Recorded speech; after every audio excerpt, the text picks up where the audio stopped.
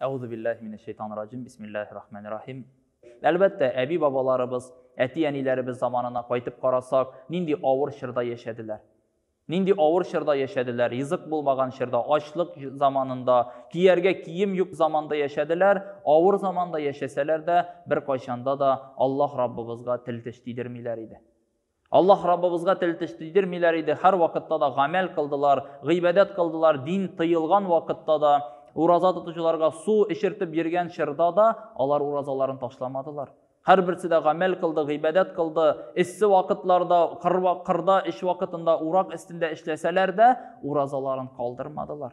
Aşarga rızıkları bulmağan vakitte de Allah Teala'ya şükür kılalar idi. Dua kılalar idi. Allah Rabbimizden yalvaralar idi. Ey Rabbim, şu tırmışını benim balalarıma görsetme, anıklarıma görsetme. Onlar mul tırmışta, mul zamanda, irkin zamanda yaşasınlar deyip Allah Teala'dan sırıydırgan idiler. Elbette belki onlarının dıgaları bulğanğa biz bugünkü kinde şunday kuvanışlı, şatlıklı, irkin zamanda yaşayızdır. Bu onlarının dıgaları bulğanğa belki Allah Teala bizge şunday şırını, şunday zamanını görürge nasip kılgandır. Her birimiz de Allah Rabbimizin birgen barlık kuvanışlı vakitlarında da heminde Allah Teala birgen türlü ağır vakitlarda da Allah Teala'ya şükür kılsak idi. Birgen rızıklarga da, selametlikке de, bizge birilgen hizmetke de, baylıkka da şükür kılıp rahmetimizni jitkirip yaşasak idi. Heminde elbette Peygamberimiz sallallahu aleyhi ve sellem'nin sünnet amellerini ötep Allah Rabbimizin kuşkan, farız, vecib amellerinde başkarıga Allah Teala nasiplardan kılsaydı.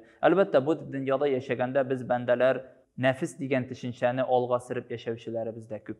Elbette küplərimiz nefis degen nerse, yani her vakitte da nersedir jitmi. Her kimge de nersedir jitmi sıman, yani her vakitte da biz üzümüz tırışabız, hizmet kılabız, işlibiz. Heminde her vakitte da pay bir bendeler küp vakitte zarlanıp yaşaylar. Nindigine nerse bulsa da, nindigine bir şey bulsa da zarlanalar. Nindidir şatlık gelse de, ey Allah Teala mina bu şatlıkını bir gerek ezingine birgen iken indi deyip bulsa da eytip bu işler var. Nik mina küp şatlık birmedi iken indi deyip de Allah Teala'ya şuşu süz bilen de tiltiş didirişler var. Elbette Allah Teala bizge birey iken, her bir baylık birey iken biz her bir seçinde şükür kılırga tiyişlibiz. Hem indi eytirge tiyişlibiz. Ey Rabbim mina küp mi nimet birdin, mina küp mi baylık birdin, küp mi selametlik birdin deyip şükür kılırga tiyişli. Bir bende eyteyken, ey Rabbim mina şul kadar baylık birdin, mümkünlük birdin, selametlik birdin deyip eytkeş, Allah Rabbimiz bu bendeye karşı cevap etip eytirirken, ey bende, Əli senin minin birgən niğmətlərimni görgənin yox. Əli senin minin birgən baylıqlarımni, büləklərimni görgənin yox. Min sina tağı da kübrək niğmətlər birəm. Tağı da kübrək büləklər birəm deyib eytib Allah Teala bizge büləklər də, niğmətlər də həm indi mümkünlüklərimizni də arttıra ikən.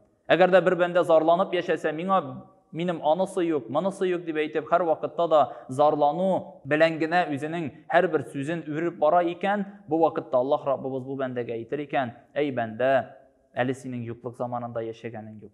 Əli senin açlık zamanı görgenin yok. Əli senin yalangaçlık görgenin yok deyip Allah Teala türlü meşakkat barçılarda, türlü ağırlıklarda, ağrılarda jiberge mümkün iken. Şunun için Allah Teala'nın her bir birgen bülekleri için şükür kılıp hem indidir bir ağırlıklar, meşakkat barçılar kelgen iken sabırlık bilen her birimizde cevap versek idi. Allah Rabbimiz Bekara suresinde hitap et. Min Adem balaların sınarmın deyip. Adem balaların sınarmın, açlık bilen, yalangaçlık bilen, baylıkların alıp, baylıklarını birip sınarmın dedi. Hem indi elbette tuğanların birip, hem şu tuğanların alıp da sınarmın dedi. Hem ayetinin azağında Allah Rabbimiz eyte, ve beşşiri sabirin di. Siyindirdi, şu bendelerini siyiniş bulur şu bendelerge, kimler di sabır buldular di. Kimler tüzüm buldular. Sabır buldular, şuşu barlıq ağırlıqlarga da tüzüm bulup yaşadılar. Allah Teala onlarga siyinişinde birirdi. Merhum kişi yoktu dünyadan köşkenden sonra bir dua kılabız. İnne lillahi ve inne ileyhi raciun deyip eytemiz. İnne lillahi ve inne ileyhi raciun, yani biz Allah Teala'nınki. Hem ona kaytarılacak biz deyip Allah Teala'dan dua kılabız. Elbette biz Allah Teala'nınki. Biz Allah Teala bizni bu dünyaya yarattı. Allah Teala bizge nimetlerin bire, büleklerin bire bizni siyindire. Hem indi biz Allah Teala'nınki. Biz Allah Teala'nın kılları, yani biz Allah Teala'dan jiberilgen biz bendeler. Hem indi biz Allah Teala kuşkan, farız, vecib amellerini de ütep yaşarga tiyişli biz. Dünyadan köşkende biz iman bilen köşüp, hem indi cennetke kirerge tırışabız biz. Hər birimiz də izgiliklər işlərə tırışabız. Həm indi şuşu izgiliklərimizni Allah Teala qabul qılıb cənnət nimətinə erişirgə niyyətliyiz. Allah Teala'nın birgən şadlıqlarına, quvonışlarına şükür qılıb yaşarğa nasib etsəydi. Nindidir bir məşəqqət, bir şular bulğan ikən sabır olub, tüzüm olub, həm indi əməl, ibadətdə vaqtlarımızı uzdururğa da Allah Teala jingilliklər, mümkinliklər də nasib etsəydi. Esselamu aleyküm və rahmetullahi və berekatuhu.